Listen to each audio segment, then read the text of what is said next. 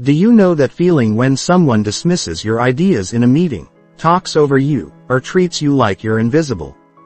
That burning sensation in your chest when you realize someone is deliberately undermining you, testing your boundaries, or simply doesn't value what you bring to the table. You're not imagining it, you're not being too sensitive, and you're definitely not powerless to change it. Disrespect is one of the most damaging forces in human relationships. Yet, most people handle it completely wrong. They either explode in anger, creating drama and making themselves look unstable, or they shrink back and accept it, teaching others that they can be walked all over without consequences. Both responses guarantee that the disrespect will continue and likely escalate.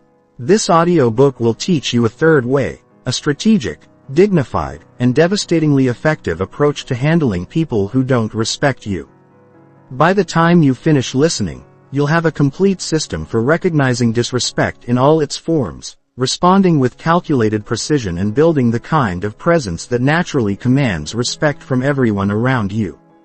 You'll learn why some people seem to attract respect effortlessly while others struggle their entire lives to be taken seriously.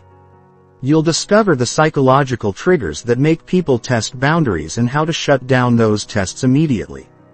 Most importantly, you'll develop the inner strength and outer strategies to never tolerate disrespect again while maintaining your integrity and composure. The strategies in this audiobook work because they're based on human psychology, social dynamics, and the harsh realities of how respect actually operates in the real world. This isn't about being aggressive or manipulative. It's about understanding the game and playing it better than anyone else.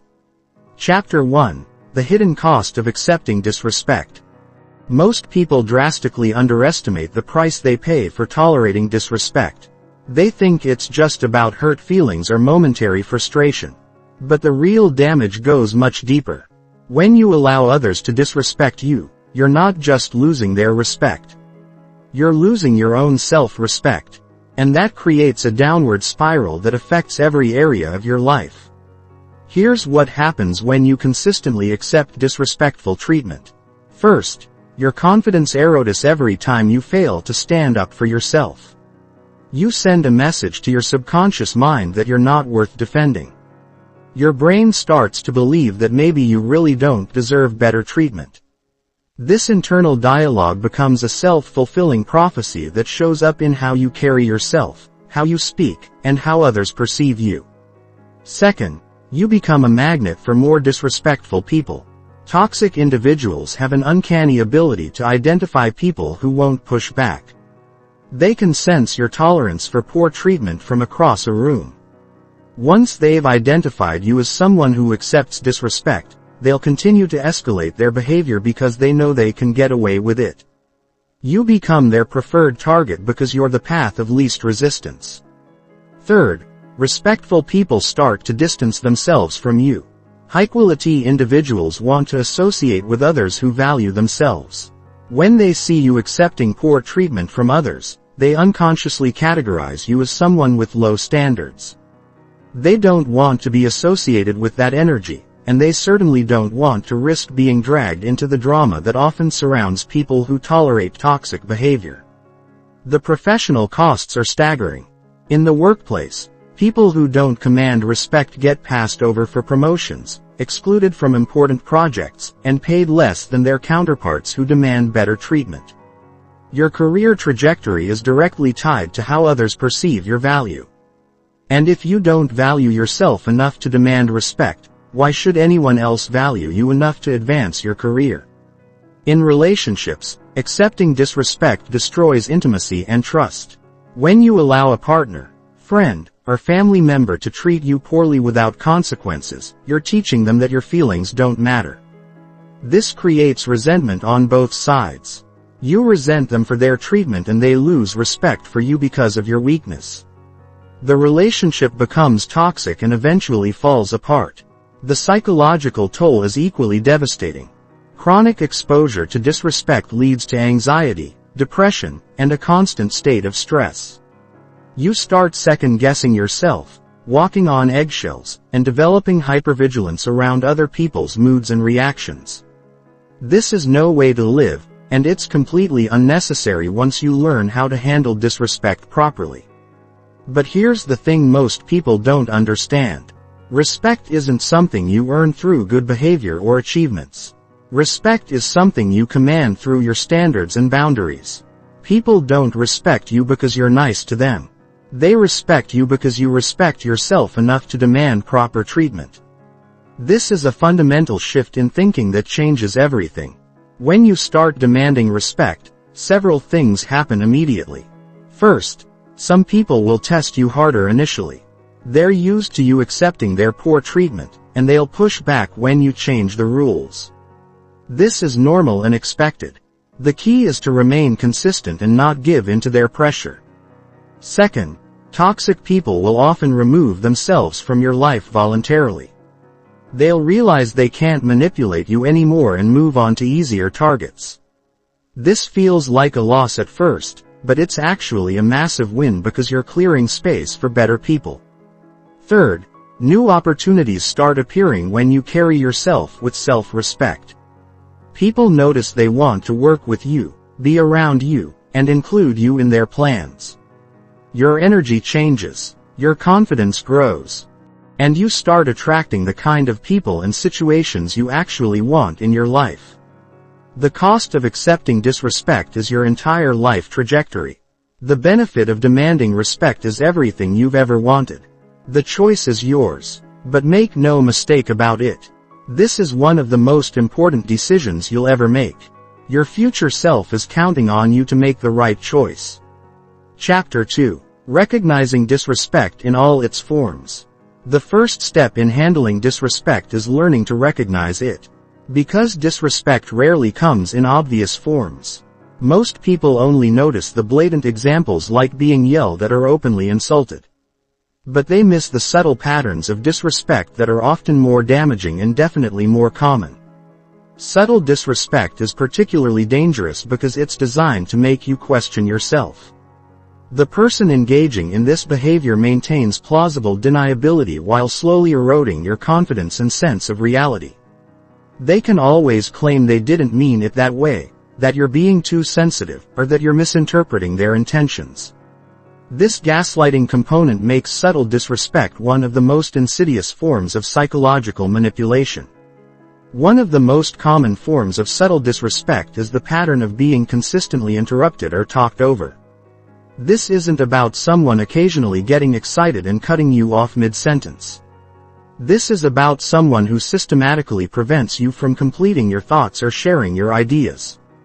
They might wait until you start speaking and then immediately begin talking louder. Or they might acknowledge what you said and then completely ignore it while moving the conversation in a different direction. Another form is the dismissive response pattern. This is when someone consistently minimizes your concerns, ideas, or feelings with phrases like, "That's not a big deal." "You're overthinking it." Or, "I don't see why you're upset about that." They're not engaging with the substance of what you're saying.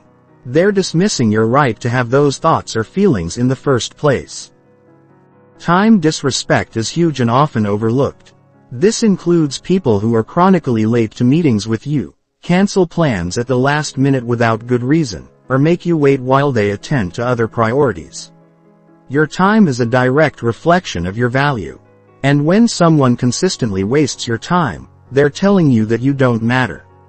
This is especially problematic in professional settings where being kept waiting sends a clear message about your place in the hierarchy. The exclusion pattern is another form of subtle disrespect.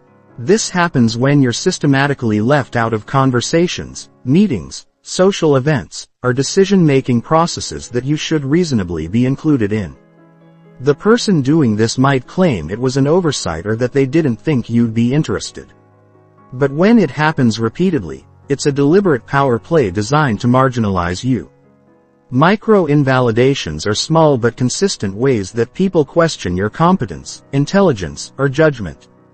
This might look like someone always double-checking your work when they don't do the same for others. Asking if you're sure about information you've provided or explaining things to you that they wouldn't explain to other people at your level. Each individual incident seems minor, but the cumulative effect is to position you as less capable or trustworthy than your peers. Credit theft is a professional form of disrespect where someone takes credit for your ideas, work, or contributions. This might be as blatant as presenting your proposal as their own or as subtle as failing to acknowledge your contribution when discussing a successful project. This behavior is particularly damaging because it directly impacts your professional reputation and advancement opportunities. The patronizing communication style is another red flag. This includes people who speak to you in a condescending tone. Use overly simple language when explaining concepts you clearly understand or treat you like a child who needs guidance on basic life decisions. This communication style is designed to establish a power dynamic where they're the expert and you're the student. Regardless of your actual knowledge or experience, social media disrespect has become increasingly common. This includes people who ignore your messages consistently like everyone else's posts but never yours or make passive-aggressive comments on your content. In professional settings, this might look like colleagues who respond quickly to other people's emails but take days to respond to yours. Even when the matter is time-sensitive, physical space violations are also forms of disrespect. This includes people who stand too close when talking to you, touch you without permission, or position themselves in ways that make you feel cornered or uncomfortable. Your physical boundaries are just as important as your emotional boundaries. And people who violate them are sending a clear message that your comfort doesn't matter to them. The key to recognizing disrespect is to trust your gut feelings. If you consistently feel uncomfortable, minimized, or frustrated after interactions with someone, there's probably a pattern of disrespectful behavior happening. Don't let anyone convince you that you're being too sensitive or reading too much into things. Your feelings are valid and they're often the first indicator that someone is crossing your boundaries. Document patterns rather than individual incidents. Keep track of when these behaviors happen, how frequently they occur, and how they make you feel. This documentation serves two purposes. It helps you recognize patterns that might not be obvious in the moment. And it provides concrete evidence if you need to address the behavior formally. Remember that intent doesn't matter as much as impact. Even if someone claims they didn't mean to be disrespectful, if their behavior consistently has a negative impact on you, it needs to be addressed. You don't have to accept poor treatment just because someone claims they didn't mean it that way. Chapter 3. The psychology behind why people show disrespect. Understanding why people engage in disrespectful behavior is crucial for developing effective strategies to handle it. Disrespect is never really about you. Even though it feels personal, it's always about the other person's insecurities, power struggles, learned behaviors, or psychological needs. When you understand the underlying motivations, you can respond more strategically and less emotionally. The most common driver of disrespectful behavior is insecurity. People who feel uncertain about their own value, competence, or position often try to elevate themselves by diminishing others. This is a subconscious strategy to feel better about themselves without having to actually improve or grow. When someone consistently disrespects you, ask yourself what they might be insecure about. Are they threatened by your knowledge, skills, relationships, or success? Understanding their insecurity gives you power because you can address the root cause rather than just the symptoms.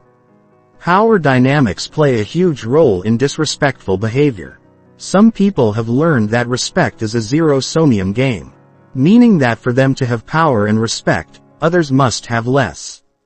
This is particularly common in hierarchical environments like workplaces or families where there's competition for resources, attention, or status. These individuals use disrespect as a tool to establish and maintain their position in the social hierarchy. Learned behavior is another major factor. Many people who engage in disrespectful behavior learn these patterns in childhood or previous relationships. If someone grew up in an environment where disrespect was normalized, they might not even realize their behavior is problematic. They're simply repeating patterns they learned as survival strategies in toxic environments.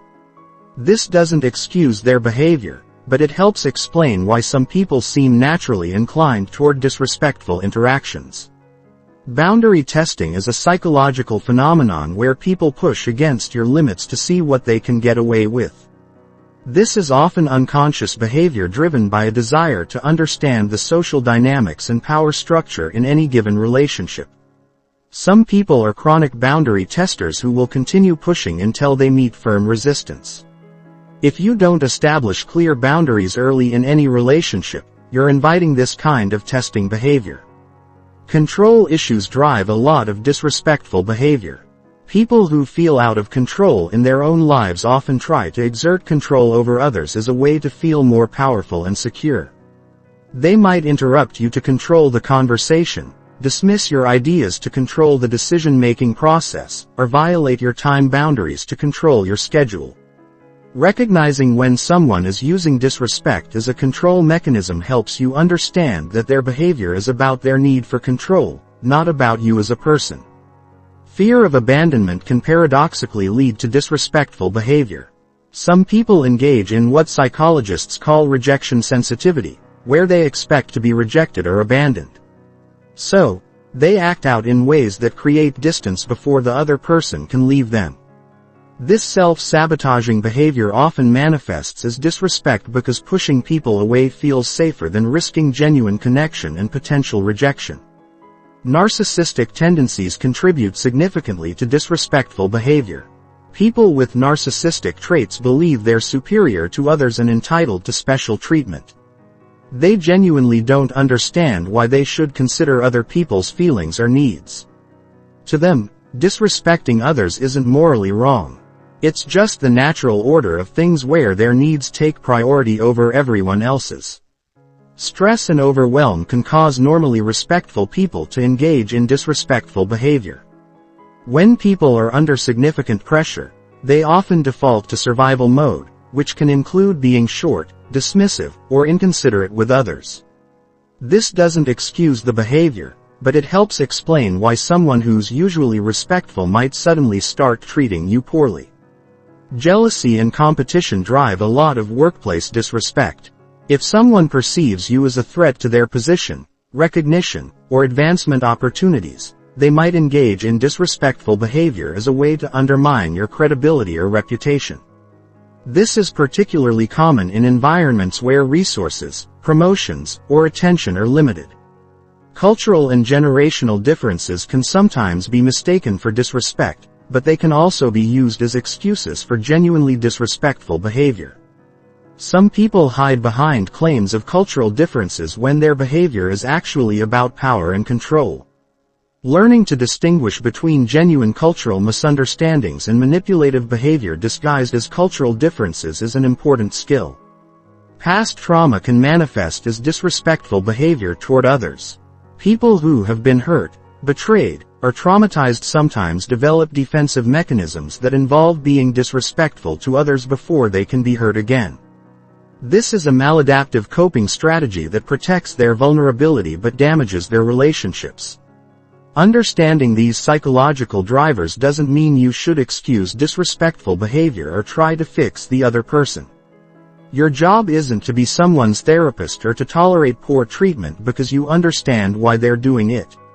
However, understanding the psychology behind disrespect helps you respond more strategically and with less emotional reactivity. When you know that someone's disrespectful behavior is driven by their own insecurity, you can respond with confidence rather than defensiveness. When you recognize that someone is testing your boundaries, you can set clear limits immediately. When you understand that someone is trying to control you, you can refuse to play their game. This psychological understanding gives you power and helps you choose the most effective response strategy for each situation. Chapter 4. Setting immediate boundaries when disrespect occurs. The moment disrespect happens is the moment you must act. Delayed responses to disrespectful behavior are interpreted as acceptance. And acceptance of disrespect guarantees more disrespect. Most people fail at this crucial step because they're caught off guard. They want to avoid conflict or they convince themselves that addressing the behavior will make things worse. This thinking is backwards and self-defeating. Immediate boundary setting serves multiple purposes. First, it stops the disrespectful behavior in its tracks. When you address disrespect immediately, you interrupt the other person's pattern and force them to reconsider their approach. Second, it sends a clear message to everyone who witnesses the interaction that you don't tolerate poor treatment. This protects you from future incidents because people understand your standards. Third, it preserves your self-respect and confidence because you're honoring your own boundaries in real time. The key to effective immediate boundary setting is to remain calm, direct, and non-negotiable. Your emotional state during these moments determines whether your boundary setting is effective or counterproductive. If you respond with anger, hurt, or defensiveness, you give the other person power and ammunition to use against you. They can claim you're overreacting, too emotional, or unstable. However, if you respond with calm assertiveness, you maintain your power and credibility while making your point crystal clear for interruptions and being talked over. You need an immediate verbal intervention. Stop talking for a moment, make direct eye contact, and say something like, "I wasn't finished speaking." Or, "Let me complete my thought." Don't smile when you say this. Don't apologize and don't soften your tone to make it more palatable. Your tone should be matter of fact and firm.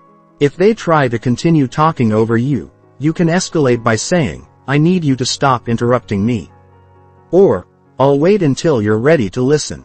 Then stop talking completely until they give you their attention. When someone dismisses your ideas or feelings, address it immediately and specifically. Say something like, "My concern is valid and deserves consideration." Or, "That's not for you to decide." If they're dismissing your professional input, you can say, "I have experience in this area and my perspective needs to be included in this discussion." The goal is to re-establish your credibility and refuse to accept their dismissal of your value. For time disrespect, set immediate consequences. If someone is consistently late to meetings with you, start the meeting without them or reschedule for a time that works better for your schedule. If someone cancels plans at the last minute, don't automatically offer alternative times. Let them know that your time is valuable and last-minute cancellations affect your other commitments. Say something like, "I understand things come up, but I need more notice in the future." And then let them propose the next meeting time. When someone excludes you from relevant conversations or decisions, address it directly. Say, "I should have been included in that discussion." Or, "Next time, please include me in meetings about projects I'm involved in." Don't ask permission to be included. State your expectation clearly and non-negotiably. If it's a pattern, document it and have a more formal conversation about inclusion and communication expectations. For credit theft or micro-invalidations, correct the record immediately. If someone takes credit for your idea, speak up in the moment and say, "Actually, that was my suggestion from our meeting last week." Or, "I'm glad you like the approach I proposed." Don't wait for a private moment to address it. Correct it publicly so everyone knows the truth. For micro-invalidations, refuse to accept the underlying assumption. If someone questions your expertise unnecessarily, say, "I'm confident in my assessment," or "I don't need that explained to me." Physical boundary violations require immediate and firm responses. If someone stands too close, step back and create the space you need. If they follow you, say, "I need more personal space." Please. If someone touches you without permission, say, "Please don't touch me without asking." Or, "I'm not comfortable with that." Don't worry about seeming rude. Your physical boundaries are non-negotiable. The language you use for immediate boundary setting should be clear, specific, and outcome-focused. Avoid phrases like, "I feel like," or, "Maybe you could," or, "It would be nice if." These phrases weaken your message and make your boundaries seem optional. Instead, use direct statements like, "I need," "I expect," "That's not acceptable," or, "Here's what needs to happen." Your body language during boundary setting is just as important as your words. Maintain eye contact. Keep your posture upright and open and speak in a calm but firm tone. Don't smile unless the situation genuinely calls for it, because smiling can undermine the seriousness of your message. Your nonverbal communication should match the strength of your verbal communication. Be prepared for pushback when you start setting immediate boundaries. People who are used to disrespecting you won't appreciate the change, and they might escalate their behavior initially to test your resolve. This is normal and expected. The key is to remain consistent and not give in to their pressure tactics. If someone becomes aggressive or hostile when you set a boundary, that's information about who they really are, and it confirms that your boundary was necessary. Don't explain or justify your boundaries extensively. Brief explanations are fine, but lengthy justifications make you seem uncertain. And give the other person ammunition to argue with you. Your boundaries aren't up for debate or negotiation. They're statements of fact about what you will and won't accept. Practice these responses before you need them. Most people struggle with immediate boundary setting because they don't know what to say in the moment. Role-play different scenarios in your mind or with trusted friends so you're prepared when disrespectful behavior occurs. The more you practice, the more natural and confident your responses will become. Remember that setting immediate boundaries is an investment in all your future interactions with that person. The temporary discomfort of addressing disrespect is far outweighed by the long-term benefit of establishing respectful communication patterns. Every time you set a clear boundary immediately, you're training that person to treat you better in the future. Chapter 5. Strategic responses for different types of disrespectful people. Not all disrespectful people are the same, and effective responses require different strategies based on the type of person you're dealing with. Understanding these personality types and their motivations allows you to choose the most effective approach for each situation. Using the wrong strategy can backfire and make the situation worse, while using the right strategy can resolve the issue quickly and permanently. The aggressive intimidator is someone who uses anger, raised voices, and hostile body language to control situations and people. They've learned that most people back down when faced with aggression, so they use this strategy repeatedly. These individuals often have deep insecurities about their own competence or control, and they compensate by trying to dominate others through force of personality. For aggressive intimidators, your response must be calm, firm, and completely unintimidated. Do not match their energy level or engage in a shouting match. This plays into their strategy and gives them the conflict they're seeking. Instead, lower your voice and speak more slowly than usual. Say something like, "I can see you're upset, but I need you to lower your voice." If we're going to continue this conversation, if they don't comply, end the interaction immediately by saying, "We can continue this conversation when you're ready to speak respectfully." And physically remove yourself from the situation. The key with aggressive intimidators is to refuse to be intimidated while not escalating the conflict. They're counting on you to either cower in fear or match their aggression. When you do neither, you disrupt their entire strategy and force them to find a different approach. Most importantly, never reward their aggressive behavior by giving them what they want when they're being hostile. This only teaches them that aggression works. The passive-aggressive manipulator is perhaps the most frustrating type to deal with because their disrespect is covert and difficult to pin down.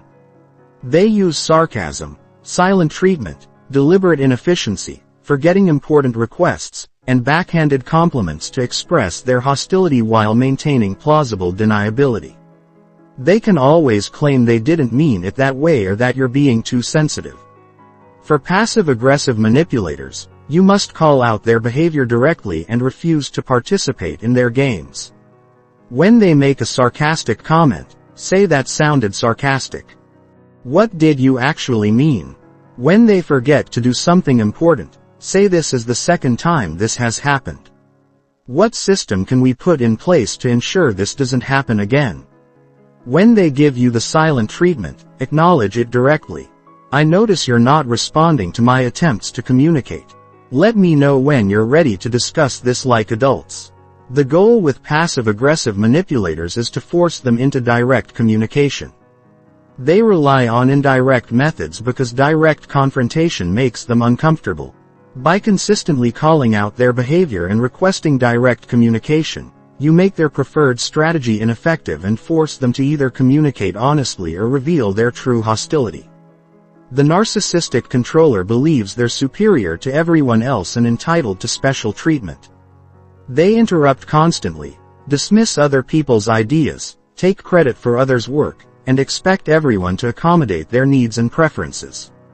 They genuinely don't understand why other people's feelings or opinions should matter because they see themselves as the center of every situation.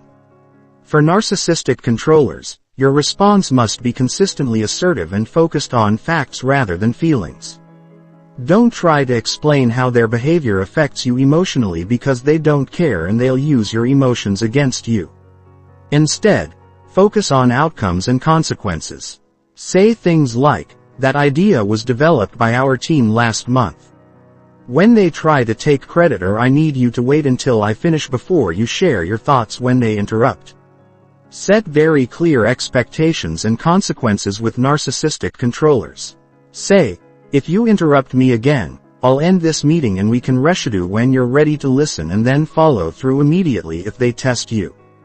They respond to power and consequences, not to appeals for empathy or understanding.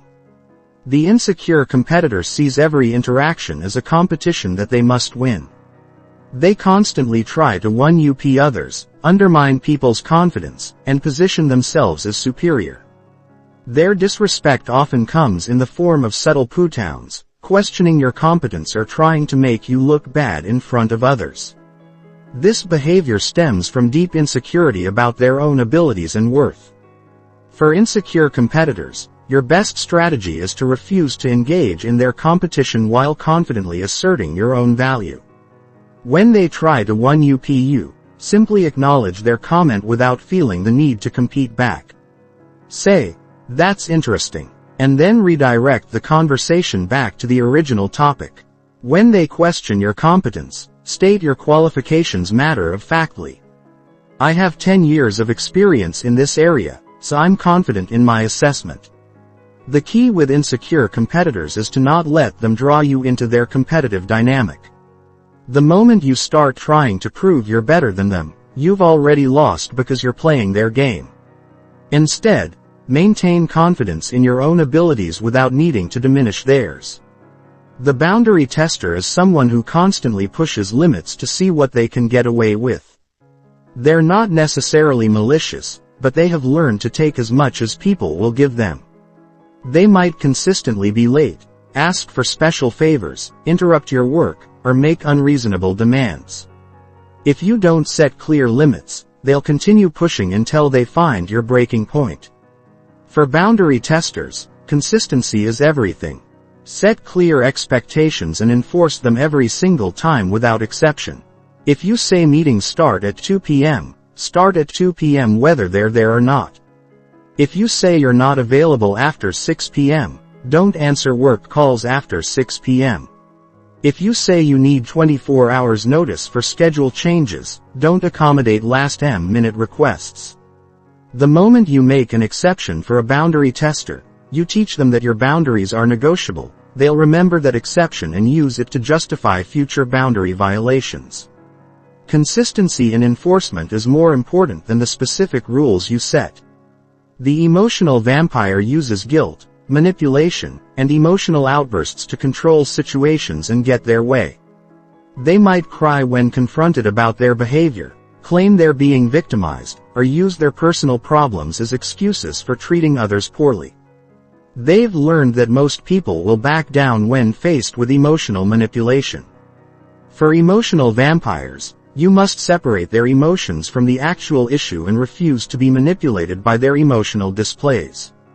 Say things like, "I understand you're upset, but we still need to address the fact that you missed the deadline." Or, "Your personal situation is difficult, but it doesn't excuse the way you spoke to me earlier."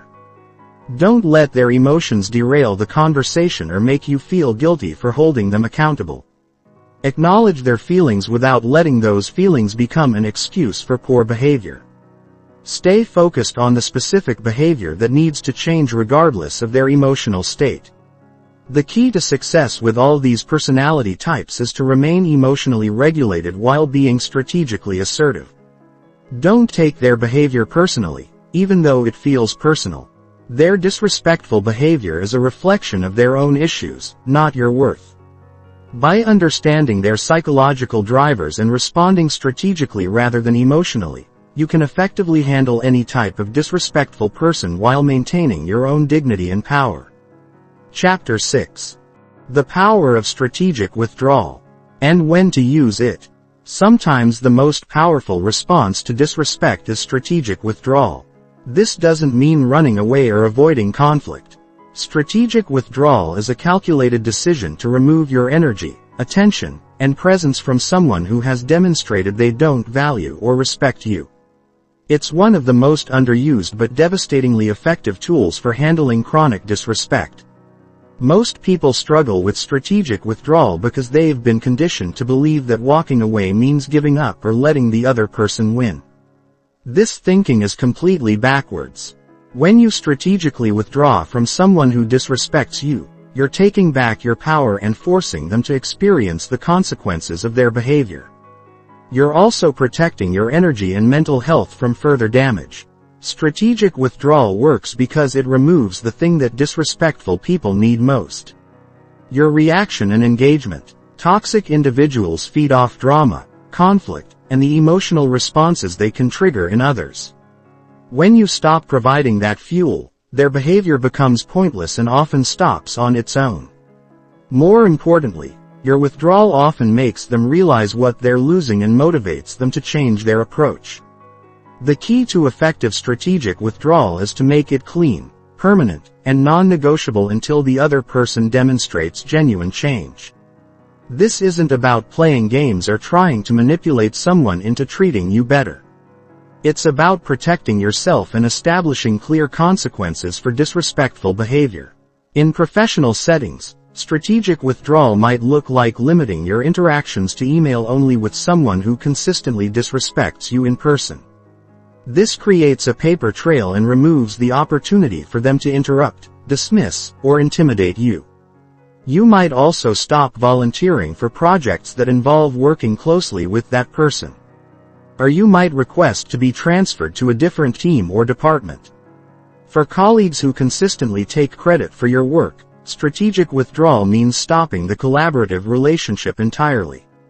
No more sharing ideas in informal conversations, no more offering assistance on their projects, and no more being available for their questions or requests. You become professionally cordial but completely unavailable for anything beyond the minimum required interaction.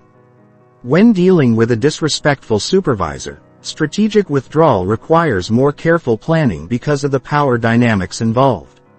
You might start by documenting all interactions, limiting face-to-face meetings, and requesting written instructions for all assignments.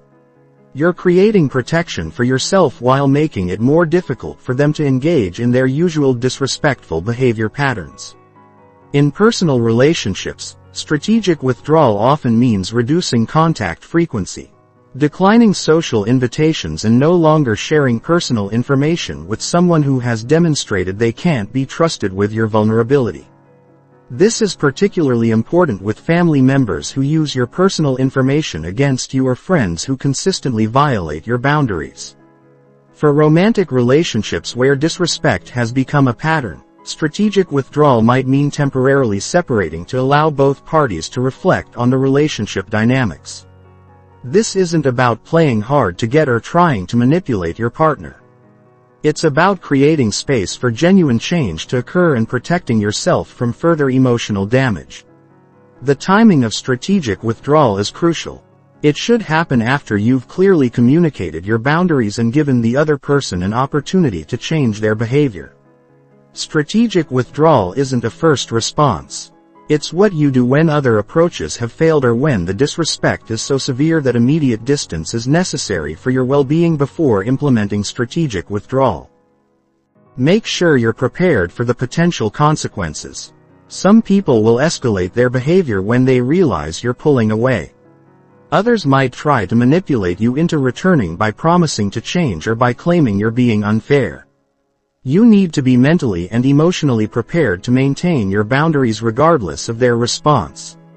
Strategic withdrawal also requires you to genuinely let go of the outcome.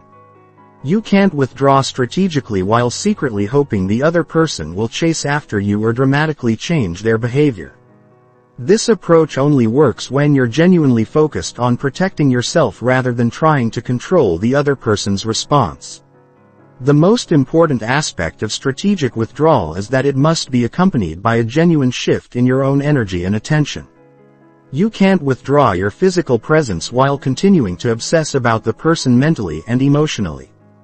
True strategic withdrawal means redirecting your energy toward people and activities that add value to your life. When you implement strategic withdrawal correctly, several things typically happen. First, you immediately feel relief because you're no longer subjecting yourself to ongoing disrespect.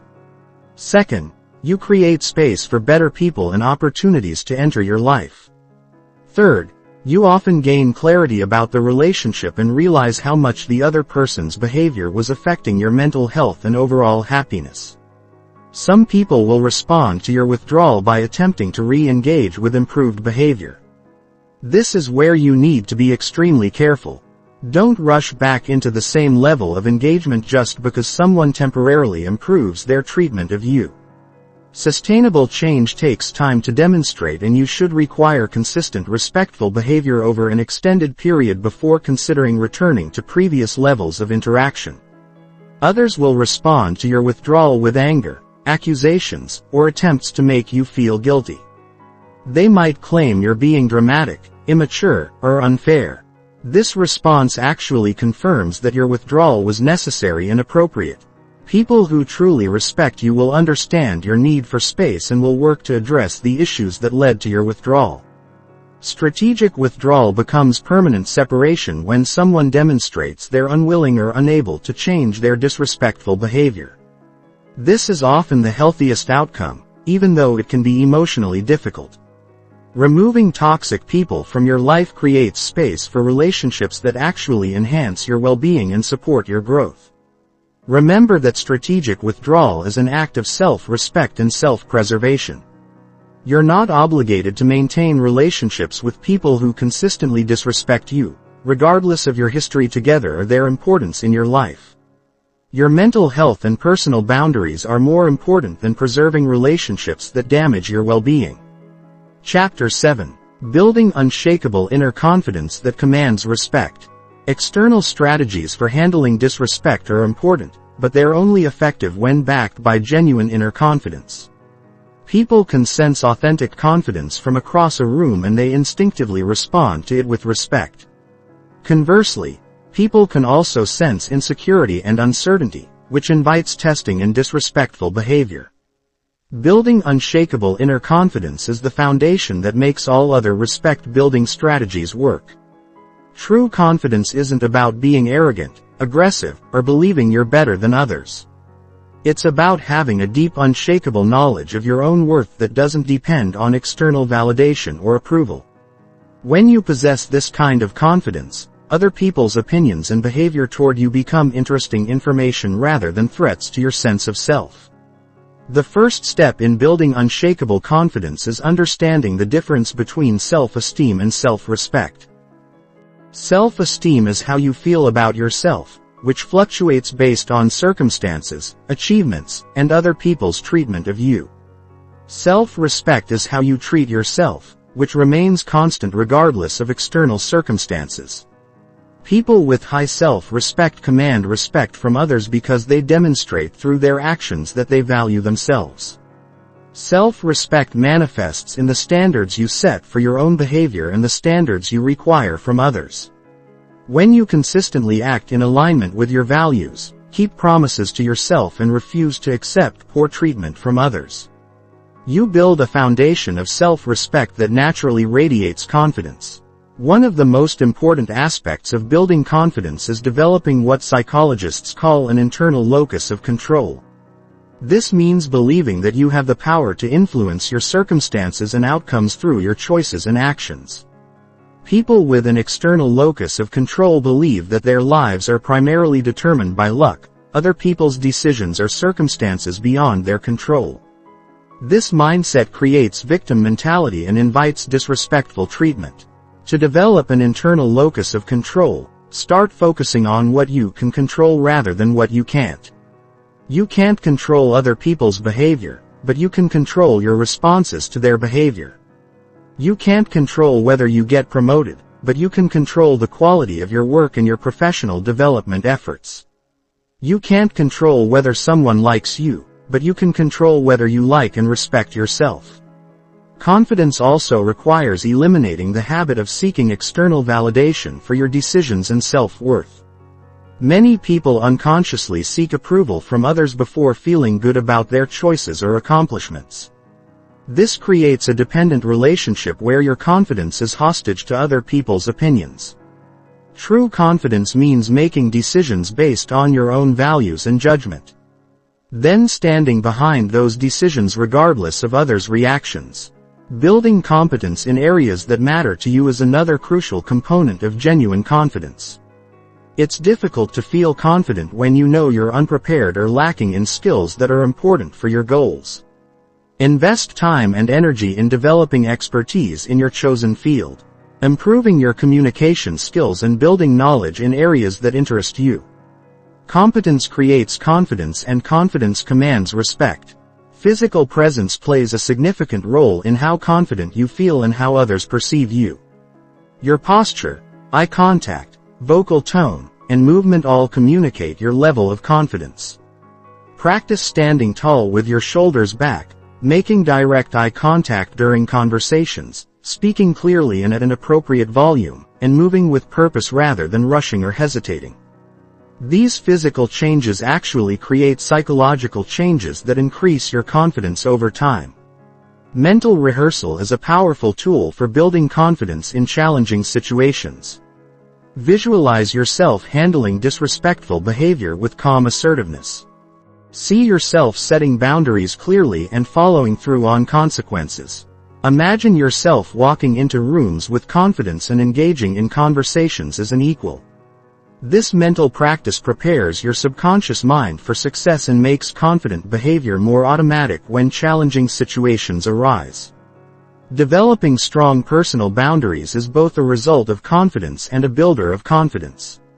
Every time you set a boundary and enforce it, you demonstrate to yourself that you're worth protecting. Every time you honor your own needs and values, you build evidence that you respect yourself.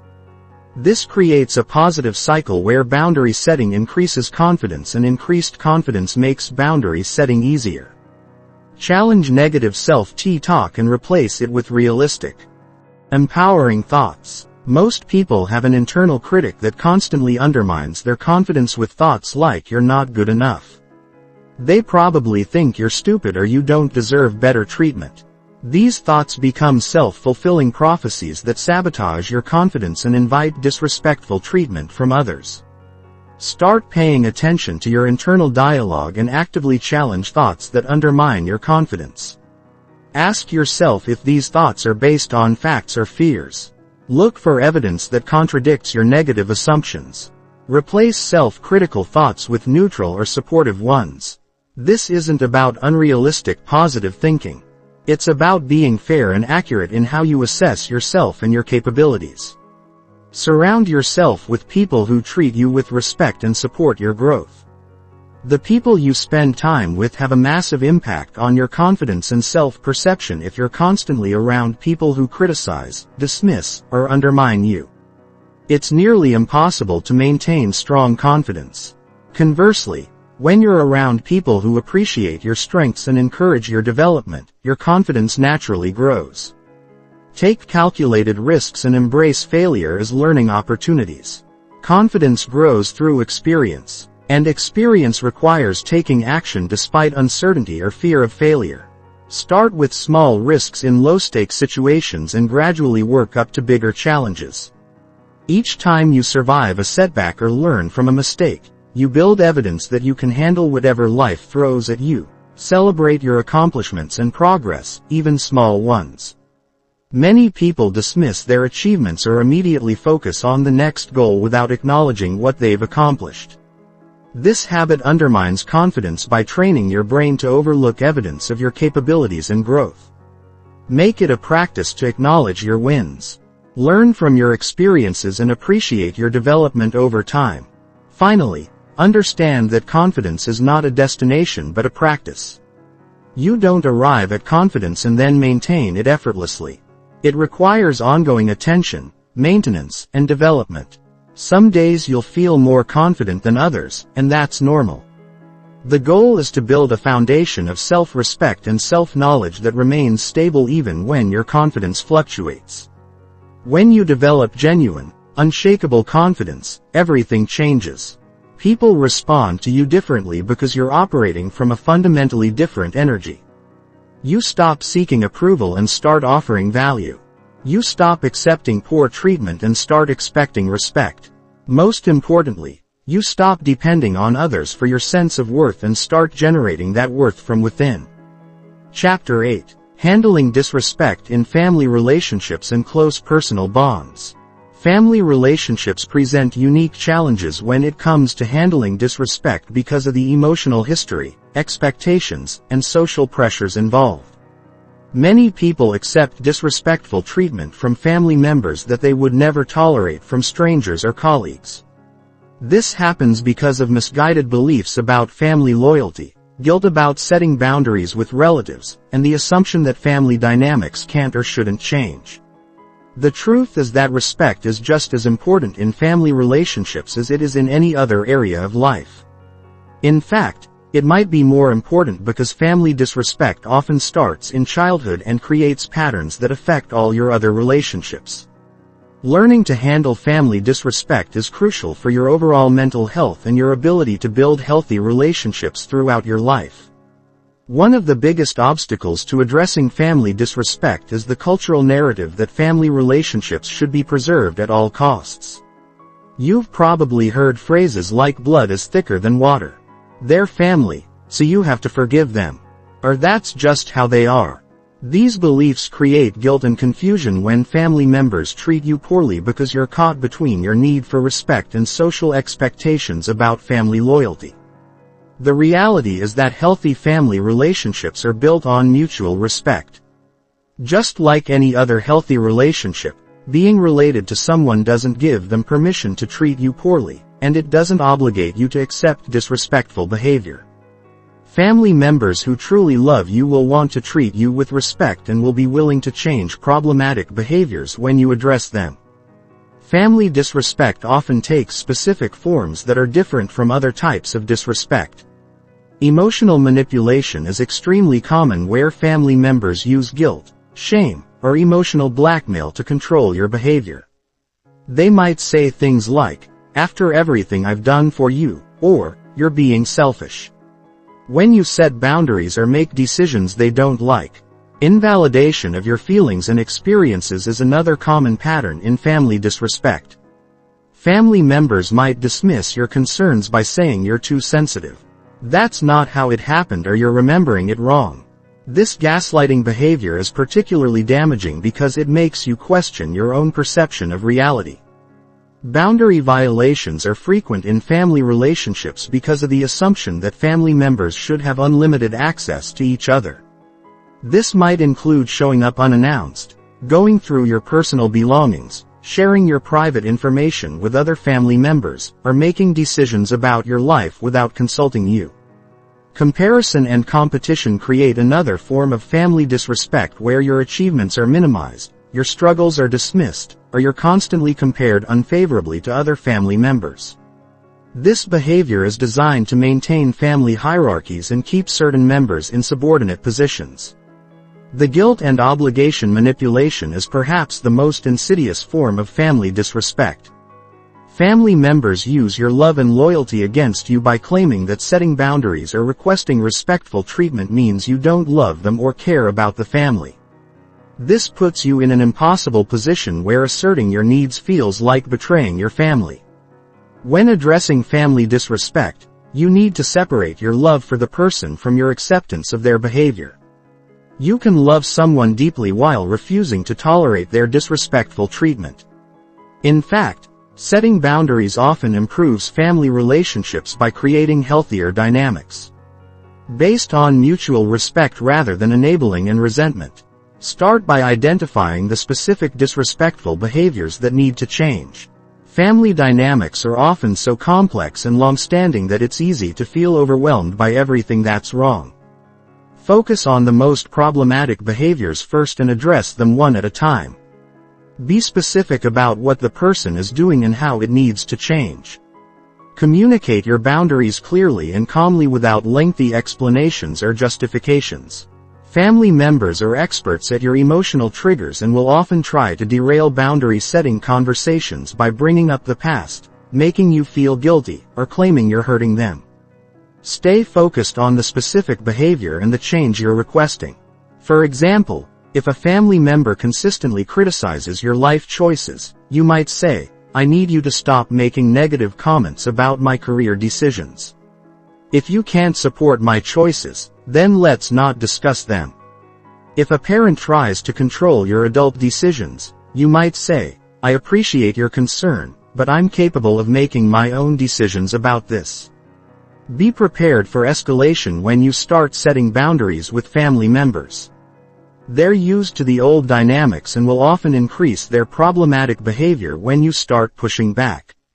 This is called an extinction burst in psychology, where behavior gets worse before it gets better. Stay consistent with your boundaries and don't give in to the pressure. Family members might try to recruit other relatives to pressure you into backing down from your boundaries. They might complain to other family members about how you're treating them. Or they might try to get others to convince you that you're being unreasonable. Don't engage in these triangulation dynamics. Address issues directly with the person involved and don't let others mediate your relationships. Sometimes family disrespect is so severe or long-standing that temporary or permanent distance is necessary. This is an incredibly difficult decision that often comes with guilt, grief, and social judgment. However, your mental health and well-being are more important than maintaining relationships that consistently damage you. If you decide to limit contact with disrespectful family members, be clear about your reasons and your expectations for future contact. You might say something like, "I need to take a break from our relationship until you're willing to treat me with respect. I'm open to rebuilding our relationship when that changes." This leaves the door open for reconciliation while protecting yourself from ongoing harm. Understand that some family members will never change their behavior regardless of how clearly you communicate your boundaries or how consistently you enforce consequences. This is painful to accept, especially with parents or siblings, but it's important to base your decisions on reality rather than hope. Focus on building strong relationships with family members who do treat you with respect. Not all family relationships are toxic, and it's important to nurture the healthy connections while protecting yourself from the unhealthy ones. This might mean spending holidays with chosen family or relatives who appreciate you rather than subjecting yourself to predictable drama and disrespect. Remember that healing from family disrespect often requires professional support.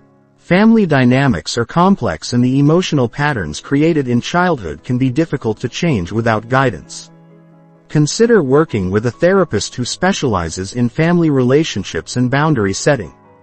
Finally, understand that setting boundaries with family members is an act of love for yourself and potentially for the relationship. When you stop enabling disrespectful behavior and start requiring better treatment, you create the possibility for healthier, more authentic relationships based on mutual respect rather than manipulation and control. Chapter 9. Recovering your self-worth after prolonged disrespectful treatment. When you've been subjected to prolonged disrespectful treatment, whether in relationships, family dynamics, or workplace situations, the damage goes far beyond the immediate interactions. Chronic disrespect creates deep wounds in your sense of self-worth that can persist long after the disrespectful treatment ends. Recovery requires intentional effort to rebuild your self-concept and heal the psychological damage that accumulates from being consistently devalued by others. The first step in recovery is understanding how prolonged disrespect affects your psychology. When you're repeatedly told that your thoughts don't matter, your feelings are invalid, or your contributions aren't valuable, your brain starts to accept these messages as truth. This process is called learned helplessness, where you internalize the belief that you're powerless to change your circumstances or that you somehow deserve poor treatment. Chronic disrespect also creates what psychologists call complex trauma. Unlike single-incident trauma, complex trauma results from repeated exposure to harmful experiences over time. The symptoms include chronic feelings of shame, difficulty trusting your own judgment, emotional dysregulation, and problems with self-identity. You might find yourself constantly second-guessing your decisions, minimizing your achievements, or accepting treatment that you would have rejected in the past. One of the most insidious effects of prolonged disrespect is the way it rewires your internal dialogue.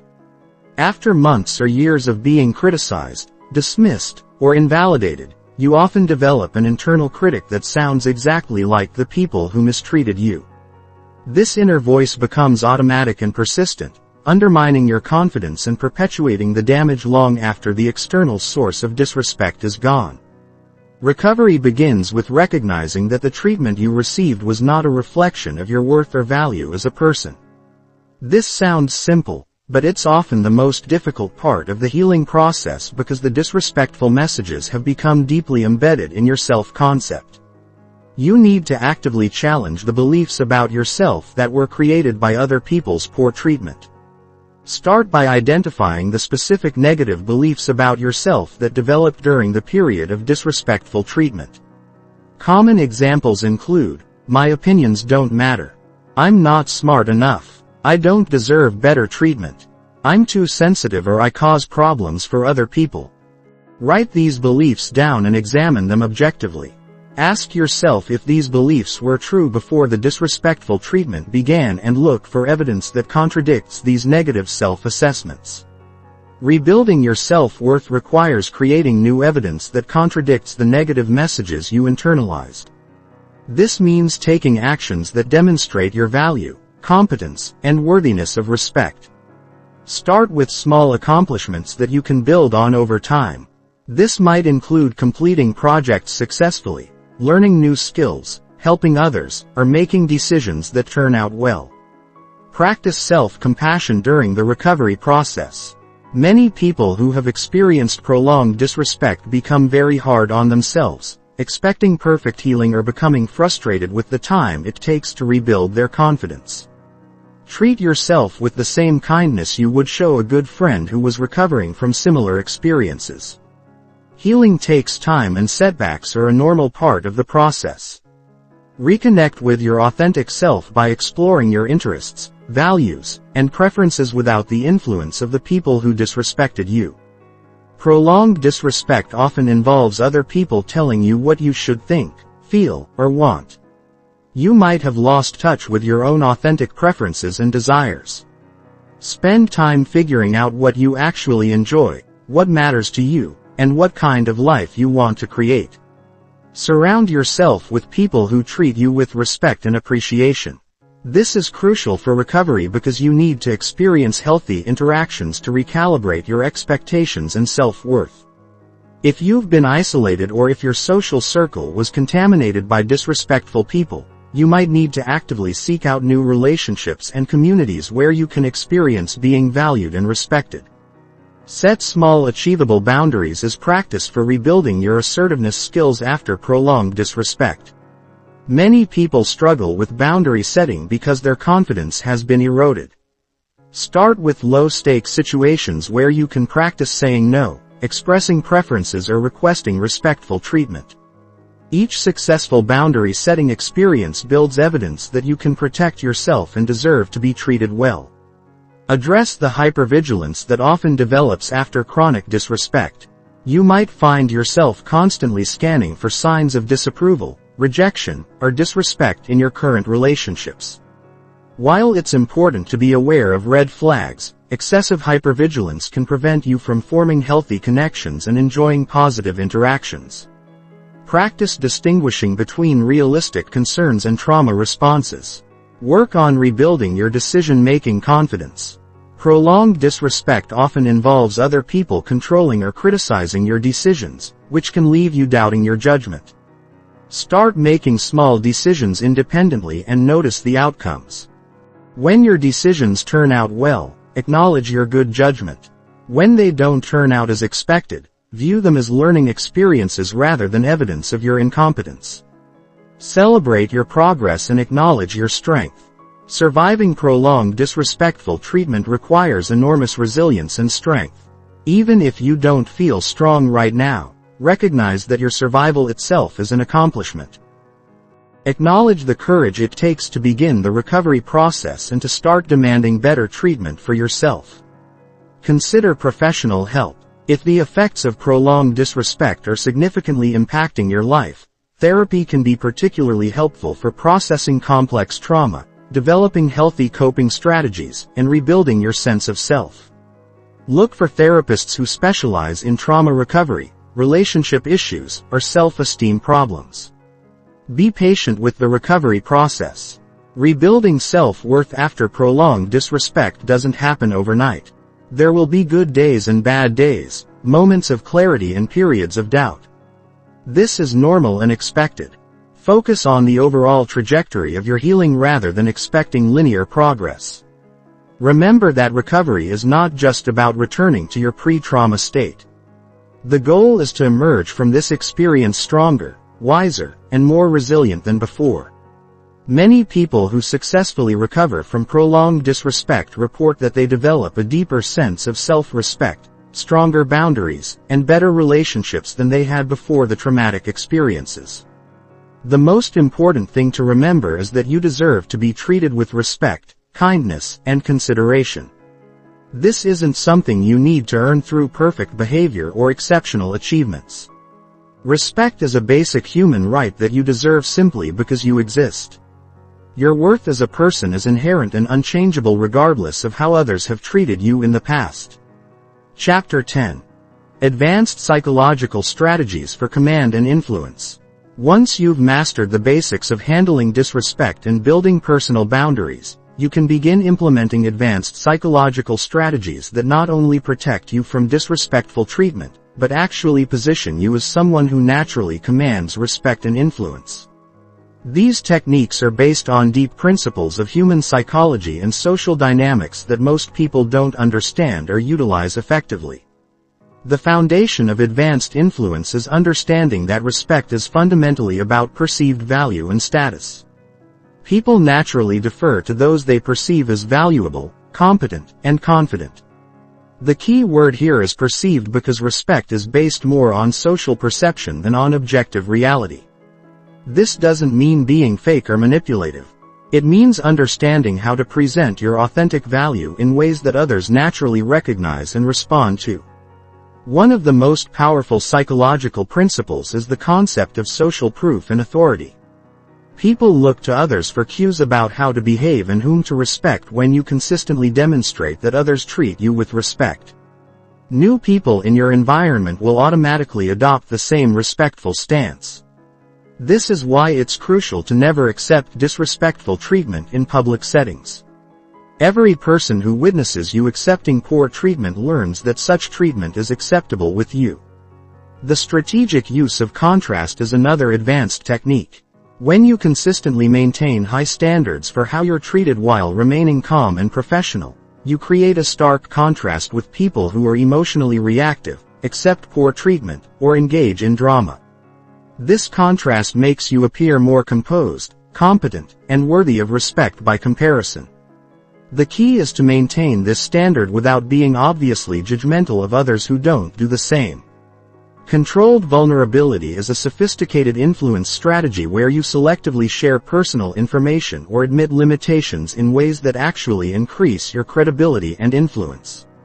Most people think that showing any weakness diminishes their authority. But strategic vulnerability can actually enhance it. When you acknowledge a minor flaw or limitation while demonstrating overall competence, people perceive you as more honest and trustworthy, which increases their respect for you. The principle of reciprocity can be leveraged strategically by offering value to others before requesting anything in return. However, advanced practitioners understand that not all forms of value-giving are equally effective. The most influential approach is to offer something that requires your unique skills or knowledge, demonstrates your competence, and creates a sense of indebtedness without being manipulative about it. Strategic scarcity involves making your time, attention, and availability appropriately limited rather than being constantly accessible to everyone. This doesn't mean being artificially unavailable or playing games, but rather being genuinely selective about how you invest your energy. When people have to earn your time and attention, they value it more highly and treat you with greater respect. The use of presupposition in communication is an advanced technique where you speak in ways that assume respect and cooperation rather than requesting or demanding it. Instead of saying, "Could you please not interrupt me?" you might say, "I'll finish this thought and then get your input." This subtle shift presupposes that the person will wait for you to finish rather than positioning their interruption as an option you're trying to discourage. Frame control is perhaps the most sophisticated psychological strategy for commanding respect. This involves consistently interpreting interactions and situations through a frame that positions you as valuable and worthy of respect. When someone tries to diminish you or test your boundaries, you reframe their behavior in a way that maintains your dignity and status. For example, if someone is consistently late to meetings with you, instead of complaining about their lateness, you might say, "I know you're busy, so let's make sure we use our time together efficiently." The strategic use of silence is another powerful tool that most people underutilize. Comfortable silence after making a point, asking a question or setting a boundary creates psychological pressure for the other person to respond thoughtfully rather than reactively. Many people rush to fill silence because it makes them uncomfortable. But learning to be comfortable with silence gives you significant psychological leverage in interactions. Understanding and utilizing the principle of commitment and consistency allows you to influence others' behavior by getting them to make small commitments that align with treating you respectfully.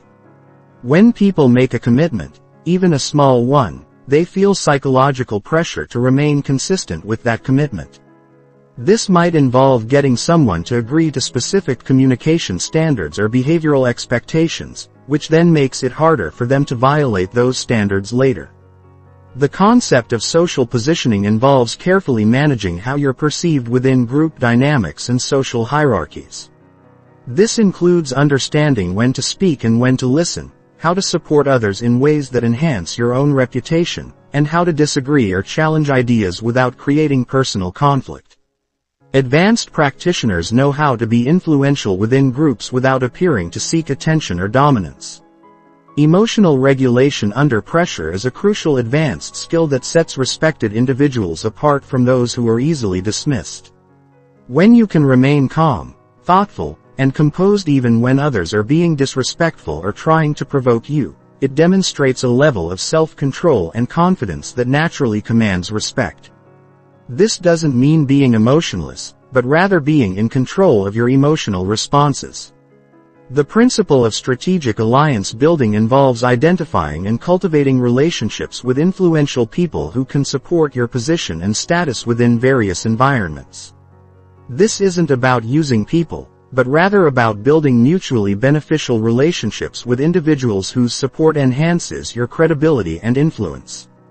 When respected people treat you with respect, others follow their lead. Advanced boundary enforcement goes beyond simply stating your limits to creating systems and consequences that automatically protect your boundaries without requiring constant vigilance.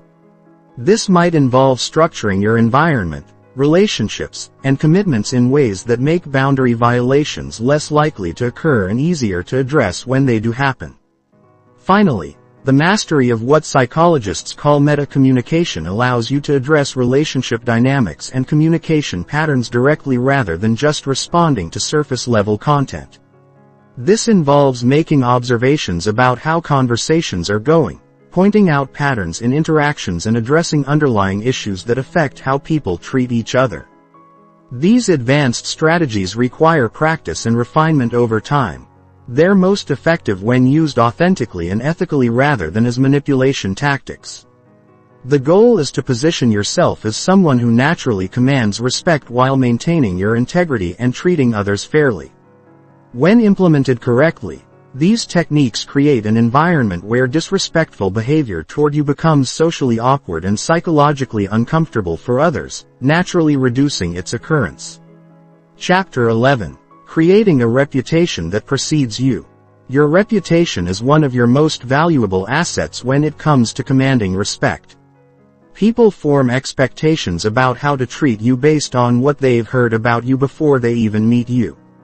When you have a reputation as someone who maintains high standards and doesn't tolerate disrespectful treatment, most people will automatically treat you with respect from the very first interaction.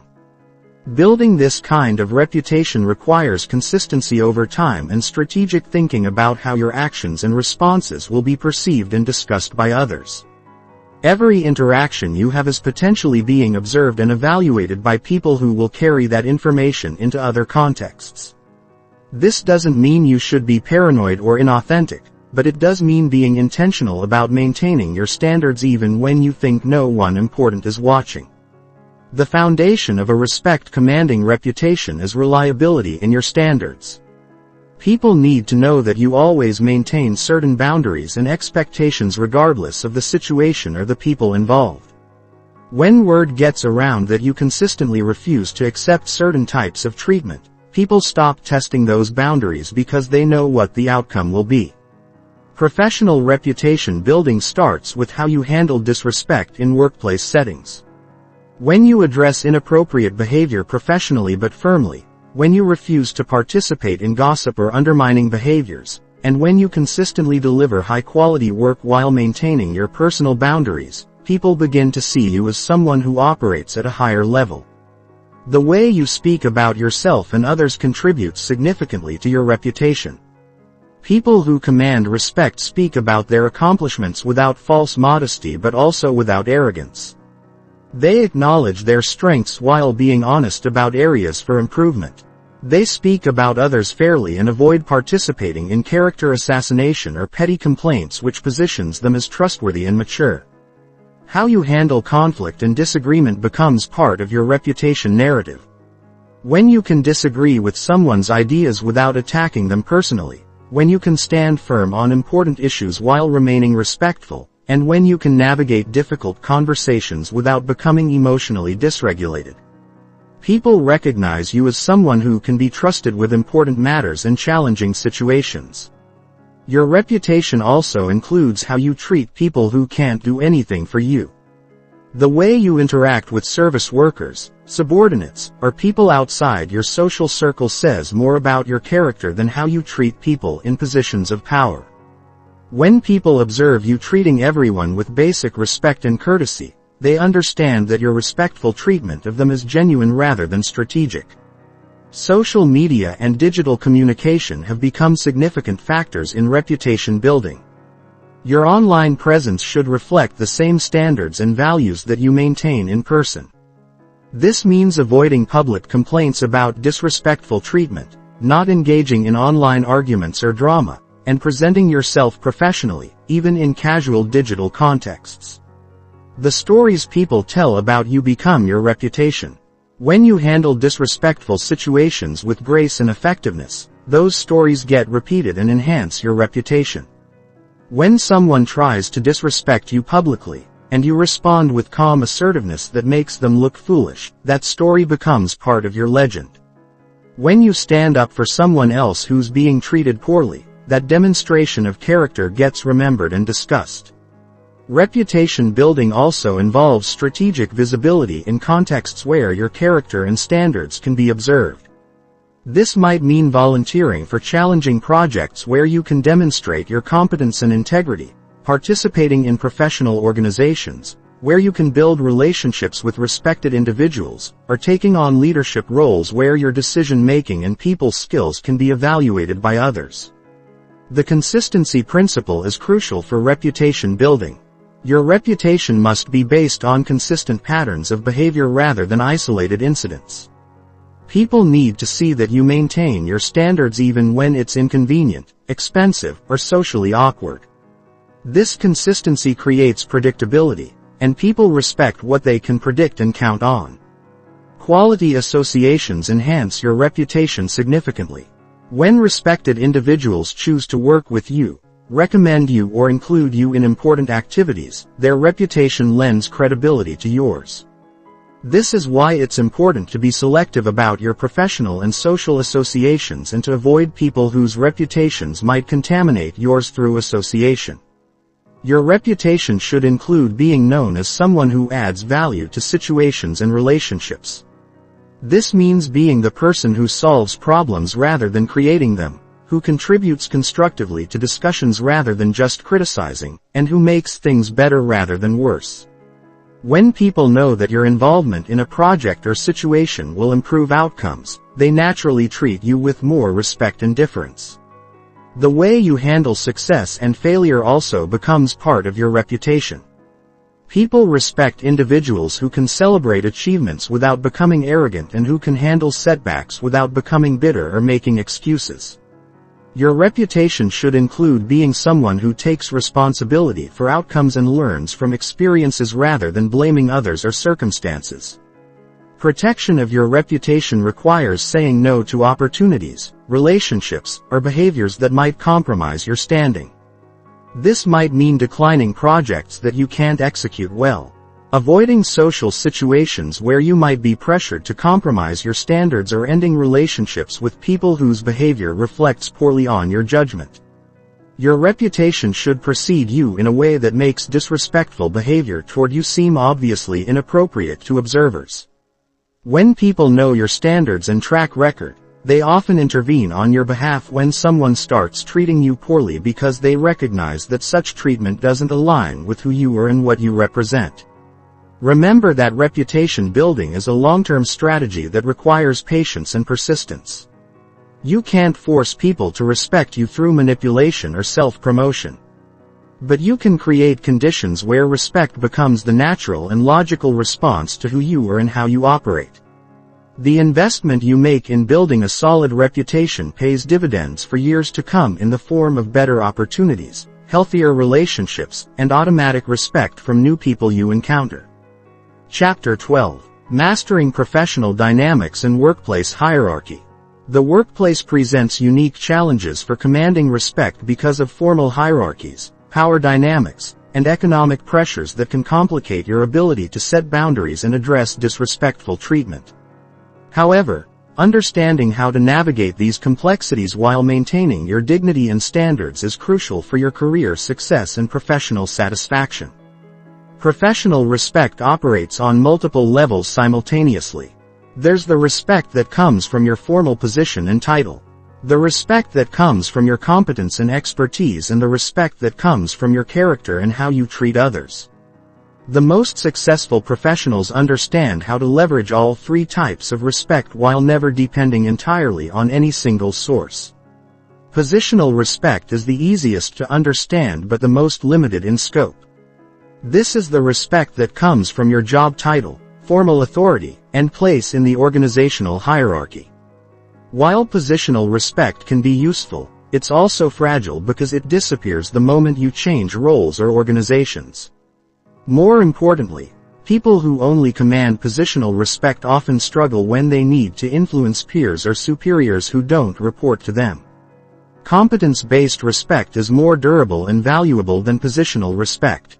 This comes from your knowledge, skills, track record of results, and reputation for getting things done effectively. When people know that you're exceptionally good at what you do, they're naturally more inclined to treat you with respect because they recognize your value and want to maintain a good relationship with you. Character-based respect is the most powerful and sustainable form of professional respect. This comes from consistently demonstrating integrity, reliability, fair treatment of others, and principled decision-making.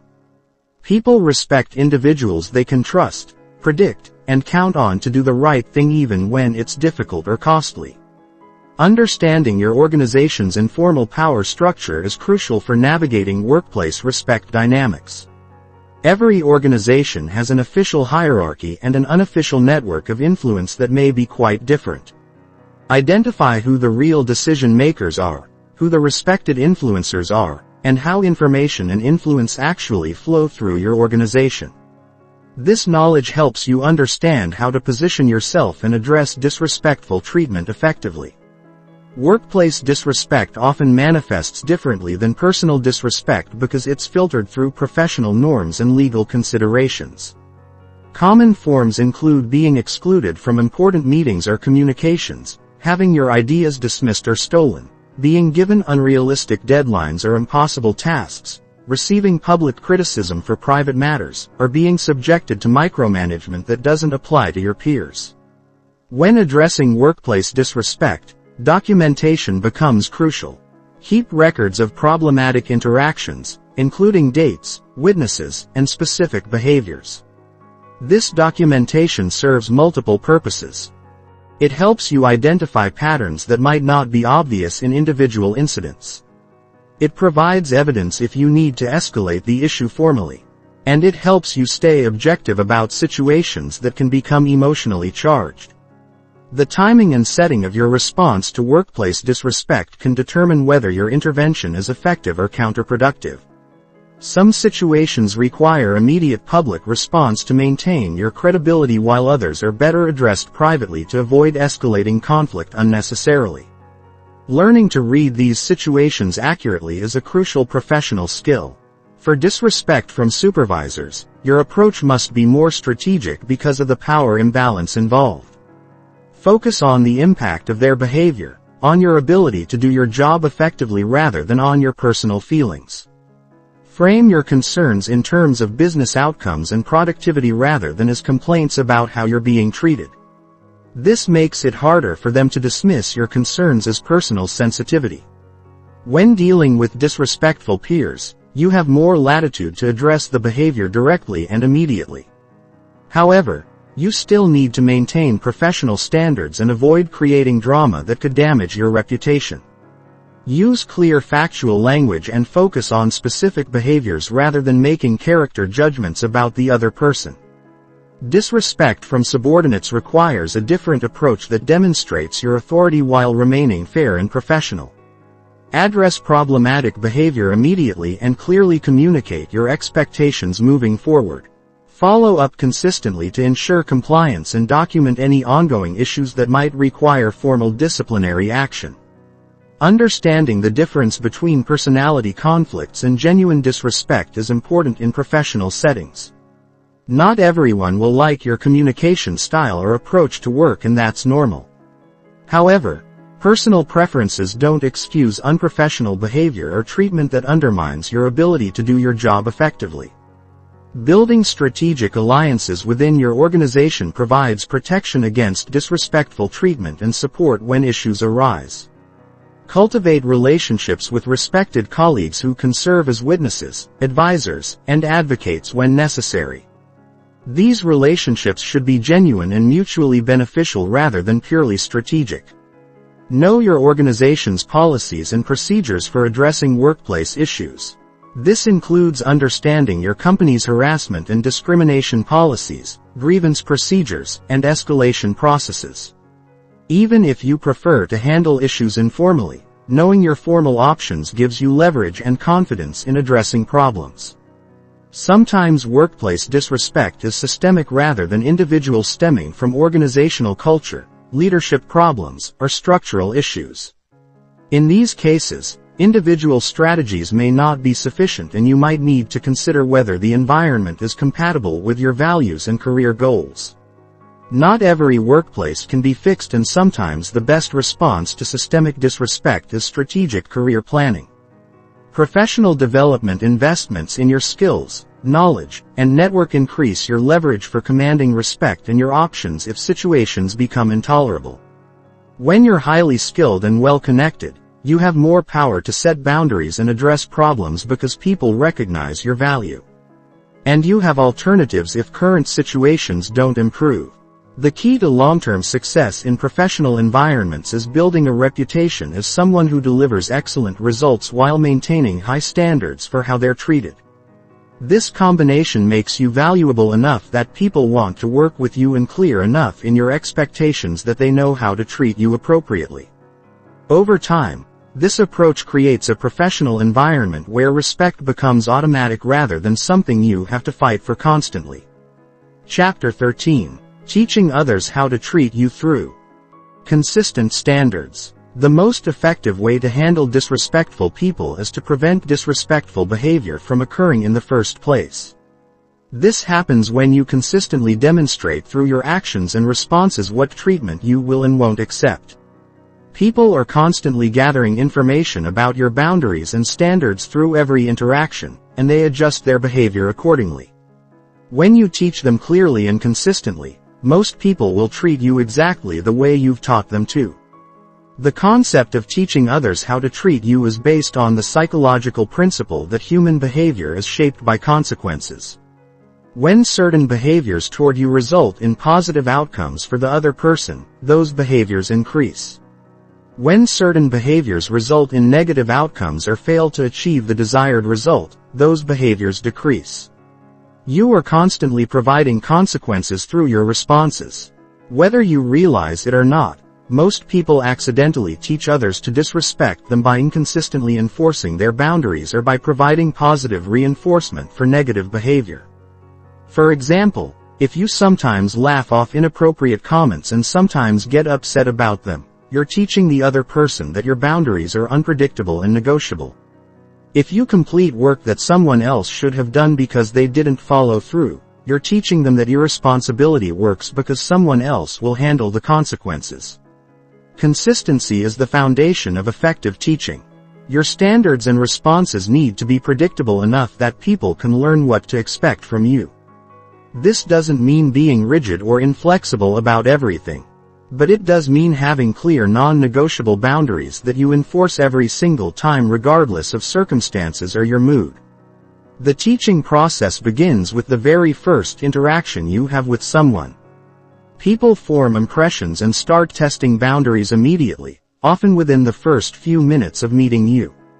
How you respond to their initial behavior sets the tone for all future interactions. This is why it's crucial to establish your standards early rather than waiting until problems develop.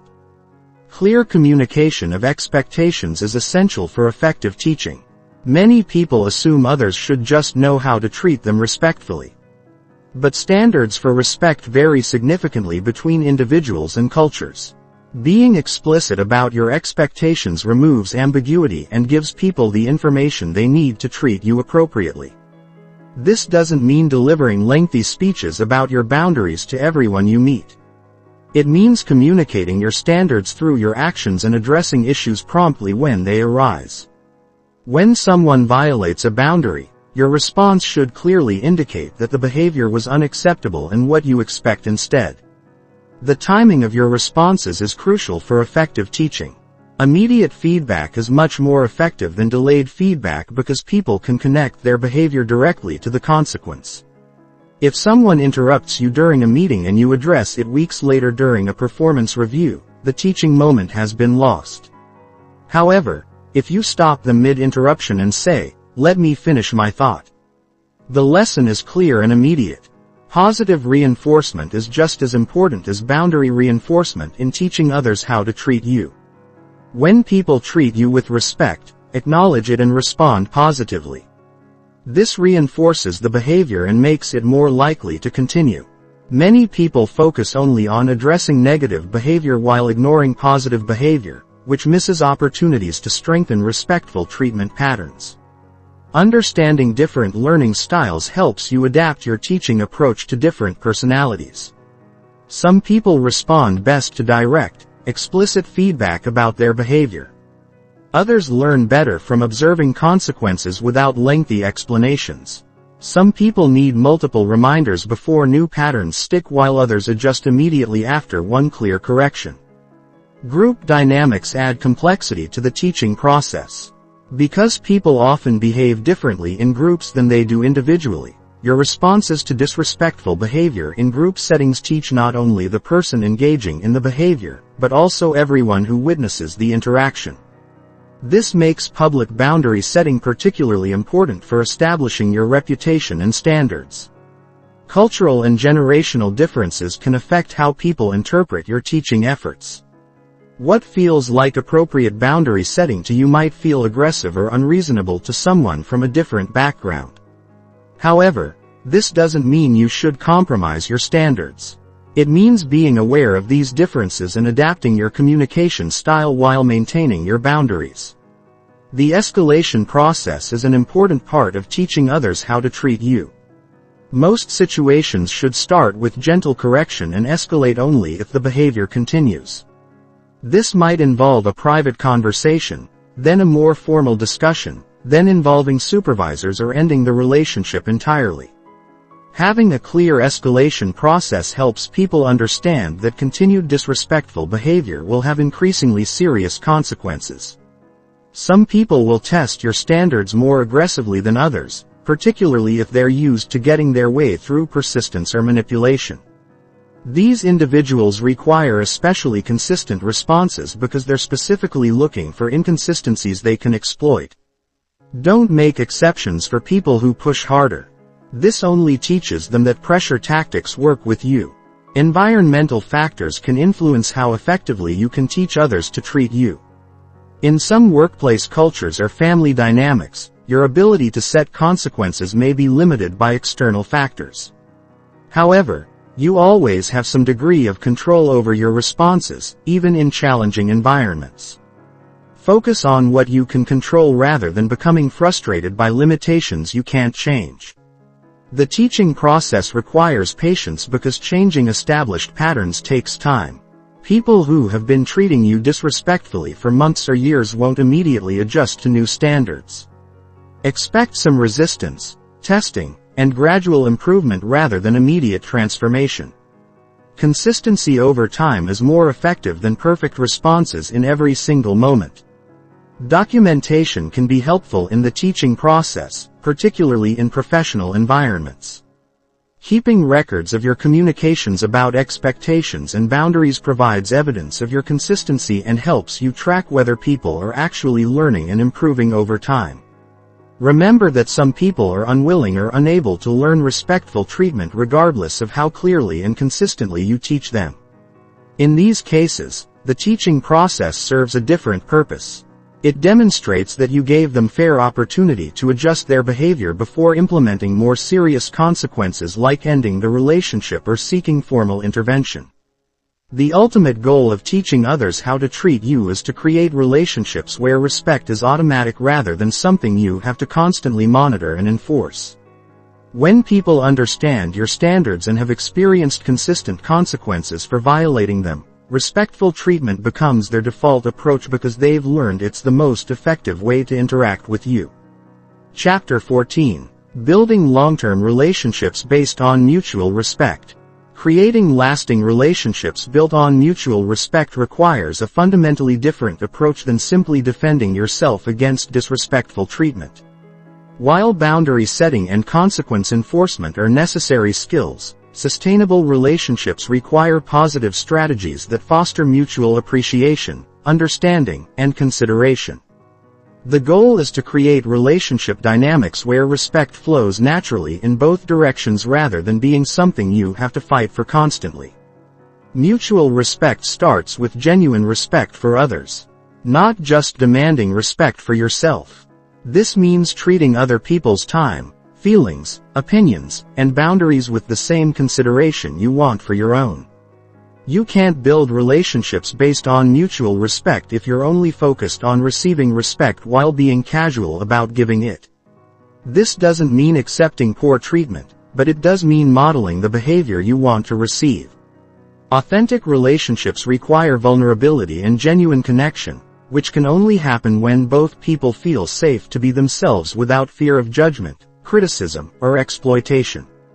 Creating this emotional safety requires demonstrating that you can be trusted with other people's vulnerabilities and that you won't use their openness against them later. This level of trust takes time to build and can be destroyed quickly if not handled carefully.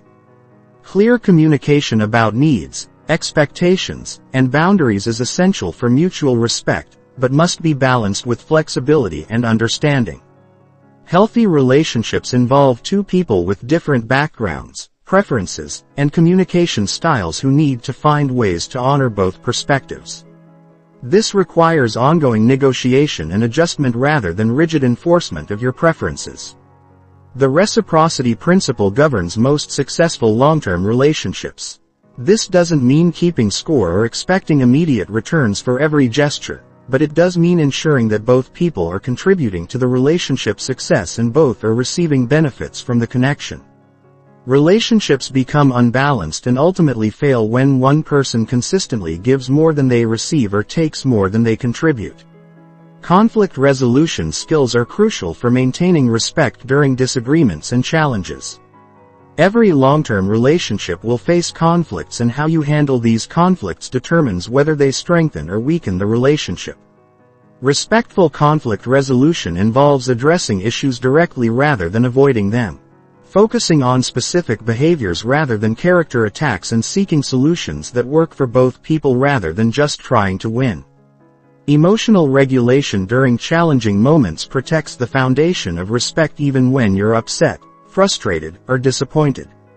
Your ability to remain respectful even when you're not feeling respected demonstrates maturity and character that deepens other people's respect for you over time. This doesn't mean suppressing your emotions, but it does mean expressing them in ways that don't damage the relationship. Appreciation and acknowledgement practices actively reinforce the respectful behaviors you want to see continue. Many people focus primarily on addressing problems while failing to acknowledge when things are going well. Regularly expressing appreciation for respectful treatment, thoughtful gestures, and positive qualities reinforces these behaviors and creates positive momentum in the relationship. Growth mindset in relationships means expecting both yourself and others to learn, change, and improve over time rather than assuming people are fixed in their current patterns. This perspective allows for forgiveness when people make mistakes, patience during learning processes, and optimism about the relationship's potential for development. However, it also requires evidence of actual growth rather than just hoping for change that never materializes. Boundaries in healthy relationships are collaborative rather than unilateral whenever possible. While you have the right to set boundaries about your own behavior and what treatment you'll accept, the strongest relationships involve discussing and agreeing on mutual expectations rather than simply announcing your limits. This collaborative approach helps both people understand and support each other's needs. Trust building happens through consistent small actions over time rather than grand gestures or promises. Following through on commitments, being honest about your limitations, admitting mistakes, and demonstrating reliability in everyday matters, creates the foundation of trust that allows relationships to deepen and flourish. Trust, once broken, requires significant time and effort to rebuild. Individual identity preservation within close relationships prevents the resentment and loss of self that can undermine respect over time. Healthy relationships enhance rather than diminish each person's individual identity. This means maintaining your own interests, friendships, goals, and values while building something together. When people lose themselves in relationships, they often become resentful and the dynamic becomes unhealthy. The investment principle recognizes that quality relationships require ongoing time, energy, and attention from both parties. Like any valuable asset, relationships deteriorate without proper maintenance and care. This means prioritizing relationship health even when you're busy, stressed, or dealing with other challenges. Neglect is one of the fastest ways to erode mutual respect and connection. Compatibility assessment helps you identify which relationships have the potential for long-term mutual respect and which ones may be fundamentally incompatible with your values or needs. Not every person is capable of the kind of relationship you want, and not every relationship should be pursued long-term. Learning to recognize compatibility early saves time and emotional energy for relationships with better potential. Quality over quantity in relationships means investing deeply in fewer relationships rather than trying to maintain many superficial connections. Deep, respectful relationships require significant time and energy to develop and maintain. Most people have limited capacity for truly intimate relationships. So, choosing wisely about where to invest your emotional resources is crucial for long-term satisfaction. The evolution perspective recognizes that healthy relationships change and grow over time rather than staying static. The way you interact with someone in the early stages of a relationship will naturally evolve as you get to know each other better and as circumstances change. Being open to this evolution while maintaining core standards for respect allows relationships to deepen and strengthen over time. Long-term thinking about relationships means making decisions based on sustainable patterns rather than short-term convenience or emotional reactions. This might mean having difficult conversations earlier rather than avoiding them. Investing time in relationship maintenance even when you're busy, or ending relationships that consistently drain your energy despite repeated efforts to improve them. Remember that building relationships based on mutual respect is ultimately about creating connections that enhance both people's lives rather than relationships that require constant management and conflict resolution. When you get this right, respect becomes the natural foundation for all your interactions rather than something you have to work to achieve and maintain. Chapter 15. The mindset of someone who never tolerates disrespect. The ultimate goal of learning to handle disrespectful people is to develop a mindset where disrespectful treatment becomes so foreign to your experience that it rarely occurs. And when it does, you handle it so effortlessly that it has no impact on your confidence or well-being. This mindset shift represents a fundamental transformation in how you see yourself, how you interact with the world, and how the world responds to you. People who never tolerate disrespect operate from a deep, unshakable knowledge of their own worth that doesn't depend on external validation or circumstances. They don't need to prove their value to others because they know their value intrinsically. This inner certainty creates an energy that others can sense and naturally respond to with respect. It's not arrogance or superiority. It's simply a quiet confidence in their own worthiness of good treatment. This mindset includes the understanding that how others treat you is information about them, not about you. When someone is disrespectful, people with this mindset don't take it personally or wonder what they did wrong. They recognize that disrespectful behavior reveals the other person's character, emotional state, or personal issues. This perspective allows them to respond strategically rather than emotionally. The expectation of respect becomes so natural that alternatives don't even register as possibilities. Just as you wouldn't expect someone to walk into your house and start breaking your furniture, people with this mindset don't expect others to violate their emotional or psychological boundaries. This expectation isn't demanding or entitled. It's simply the natural assumption that guides their interactions. Emotional immunity to disrespect develops when you truly understand that someone else's poor behavior has no bearing on your worth or identity. Insults bounce off. Dismissive behavior feels irrelevant, and attempts at manipulation seem almost childish. This immunity doesn't come from building walls or becoming emotionally numb. It comes from having such a solid sense of self that external negativity can't penetrate your core identity. The response repertoire becomes automatic and effortless. Instead of having to think through how to handle each incident of disrespect, people with this mindset have internalized effective responses so thoroughly that they occur naturally. Setting boundaries feels as automatic as stepping out of the rain. Ending toxic relationships feels as natural as leaving a restaurant with bad food. Energy management becomes focused on positive creation rather than defensive protection. When you're not constantly dealing with disrespectful treatment or recovering from its effects, you have significantly more mental and emotional energy available for pursuing your goals. Building meaningful relationships and creating the life you want. This positive focus attracts more positive people and opportunities. The magnetic effect occurs when your energy and standards naturally attract respectful people while repelling those who can't or won't treat you well. You become a magnet for quality relationships and opportunities because high-value people recognize and are drawn to others who maintain high standards.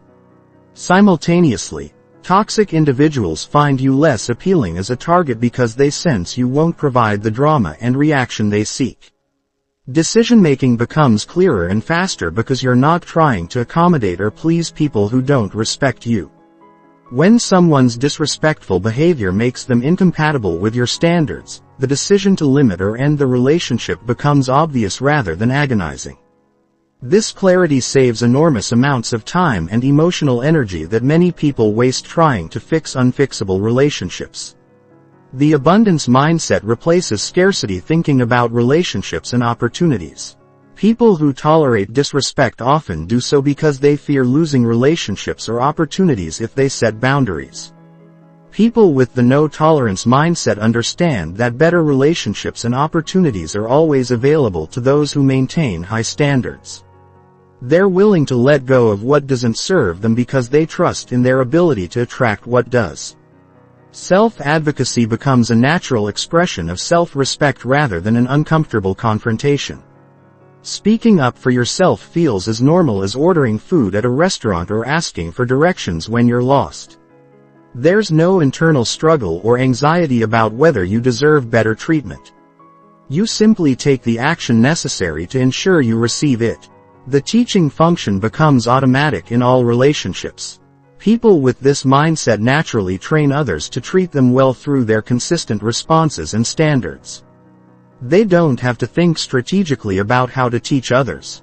Their natural responses to respectful and disrespectful behavior automatically shape how others interact with them. Forgiveness becomes easier because boundaries prevent repeat offenses.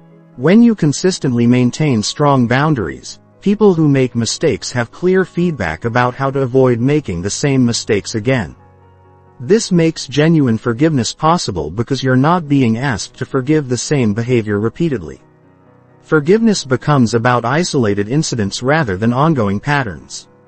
The role model effect means that your standards and responses inspire others to raise their own standards. People around you start expecting better treatment for themselves because they see what's possible when someone refuses to accept less. Your example gives others permission to value themselves more highly and demand better treatment in their own relationships. Peace becomes your default emotional state because you're not constantly fighting battles or recovering from emotional wounds. When disrespectful treatment is rare and quickly resolved when it occurs, your nervous system can relax into a state of calm confidence. This peaceful energy is attractive to others and creates positive cycles in all your relationships. The legacy perspective means thinking about the long-term impact of your standards and choices. People with this mindset understand that how they allow themselves to be treated sets an example for their children, influences their professional reputation, and affects the overall quality of their life experience. They make decisions based on the cumulative effect over time rather than just immediate comfort or convenience. This mindset shift doesn't happen overnight, but it's the natural result of consistently applying the principles and strategies outlined throughout this guide. Each time you set a boundary, each time you refuse to accept poor treatment, each time you choose self-respect over people-pleasing, you're building the foundation for this transformation. The journey from tolerating disrespect to never accepting it is ultimately a journey of self-discovery and self-empowerment. You're not just learning to handle difficult people. You're learning to value yourself, trust your judgment, and create the kind of life and relationships that align with your highest values and aspirations. When you reach this level of mastery, you'll find that life becomes significantly easier, relationships become more fulfilling, and opportunities become more abundant. Most importantly, you'll have the deep satisfaction that comes from living in alignment with your values and treating yourself with the respect you deserve. This is not just about handling disrespectful people. It's about creating a life where respect is the foundation for everything you build.